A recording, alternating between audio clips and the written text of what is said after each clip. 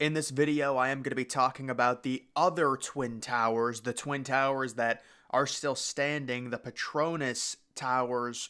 They are an interlinked pair of 88-story super tall skyscrapers located in Malaysia, standing at 451 meters high. From 1998 to 2004, they were officially designated as the tallest buildings in the world. It is interesting when you compare them right off the bat to the Twin Towers. The Twin Towers, they were a lot taller in terms of overall floors because they had the restaurant on the 106th, 107th floor. The towers had well over 88 total floors, but these Twin Towers in Malaysia were taller because of their ceiling height. On each floor, it was a little bit taller. The Petronas Towers are the world's tallest twin skyscrapers and remain the tallest buildings in Malaysia until 2019, when they were surpassed by a building named the Exchange 106. Their structural design is considered a tube-in-tube design. Applying a tube structure for extreme tall buildings is a common phenomenon. The 88-floor towers are constructed largely of reinforced concrete with a steel and glass facade. The groundbreaking was held on January 1st of 1992, so in comparison to the Twin Towers in New York City, they were around 20 to 25 years after those, and construction officially started in 1993. It was completed in 96, and they had an opening in 1999. The total cost was $1.6 billion. Early into the construction, one of the reasons for the delays was a batch of concrete which failed a routine strength test, causing construction to come to a complete halt. All the completed floors were tested, but it was found that only one had used a bad batch and it was demolished. Could you imagine if they had to demolish all of the floors they had already built because of faulty concrete? As a result of the concrete failure, each new batch was tested before being poured. The halt had cost around $700K per day. Now, the floor distribution of these Twin Towers is kind of similar to the original Twin Towers, with a lot of office space taking up the middle floors, and then in the upper echelon, you do have a lounge in one of the top towers, along with an observation deck on the other. The towers do also contain an upscale retail center at the foot. It features mostly foreign luxury goods.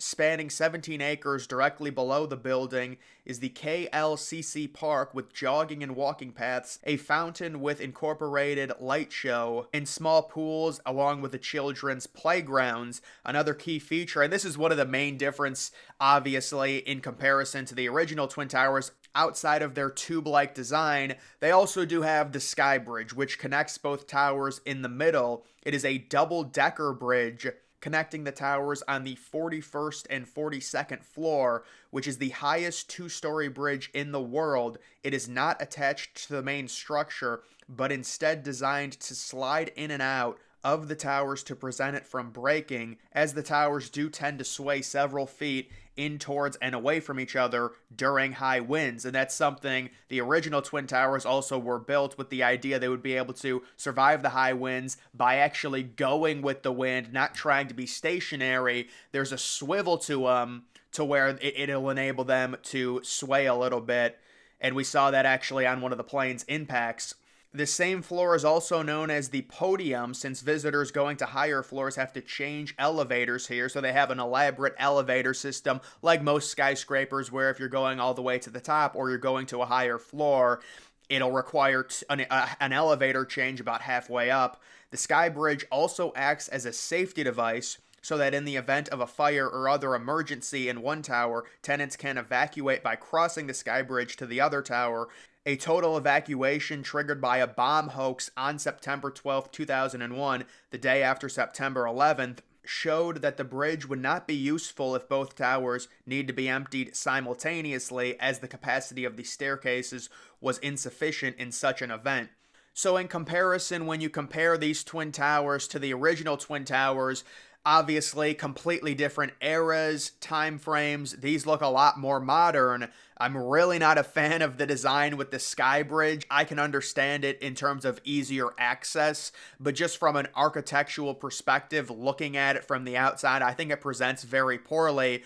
You know, it's interesting whenever I ask the AI to design the Twin Towers on one of the little text to image models that I use, it always includes a sky bridge for some reason. Maybe it's picking up on these twin towers in Malaysia in its design. But yes, you can obviously see the exterior is massively upscaled from the original twin towers in New York City that were kind of just concrete slabs. Although people do like that design, especially with both of them being next to each other. The original kind of bland design presents well because there is two of them compared to this one. I think if they took away the sky bridge, these would present a lot better as well. And it would be interesting, you know, the hypothetical, imagine if the original Twin Towers did have some type of sky bridge connecting them together. Would it be easier? You know, certainly, I guess it would depend on where the sky bridge is located. And actually, when you think about it, the sky bridge very likely would be lower than the impact zones of the plane. So it would probably be pretty much rendered useless outside of maybe some of the people in the lower zones crossing over the sky bridge very quickly and getting out slightly easier. But I highly doubt the sky bridge would be located on the floors where the upper people were trapped. Either way, certainly, you know, these are kind of just the other main twin towers, so I wanted to do a video in comparison. There really is no true link. These were mainly designed completely different from the twin towers that went up in the early 70s in New York City, but these were the other huge twin towers. When you look at, or when you search, these will always show up in comparison. There are some clear differences. So in summary, the only really relation that these twin towers have to the original twin towers is the fact that they are identical skyscrapers, and also I guess you could say they did have a bomb threat on the day after 9/11, considering they were the most prominent twin towers after the original ones. It's not all that surprising that something like that would happen. The major differences would be the overall design, the fact that they were built 20 to 30 years later, and also just the main lobby area. Both of the original Twin Towers kind of with a see-through lobby look. These ones, you've got the massive, almost like mall at the base of both of them, and then you also do have a park on the exterior. You also do have a very nice, modern approach when it comes to the exterior lighting. There's some beautiful shots of this. Also, the sky bridge, another major difference. Again, I'm not really a fan of the sky bridge design connecting the towers, but you can certainly understand it in terms of being accessible from one tower to another. If you're in one of them, it's easier to just cross rather than go all the way down, go out of the building. I do not think the Twin Towers, the original Twin Towers, would ever receive any type of renovation to where they would get a sky bridge based on their locations. They're diagonal and they're too far away for something like that. The design of a sky bridge would have had to have been built into them initially rather than have some type of renovation. Just in the angled way they were built, a sky bridge would never work. But guys, that is just the story of the other Twin Towers that are still standing. They were bigger than the original Twin Towers, but they did have less floors, and they certainly are a more modern approach. That's going to do it for this video. Make sure you're following me on X. Link to that's always in the description.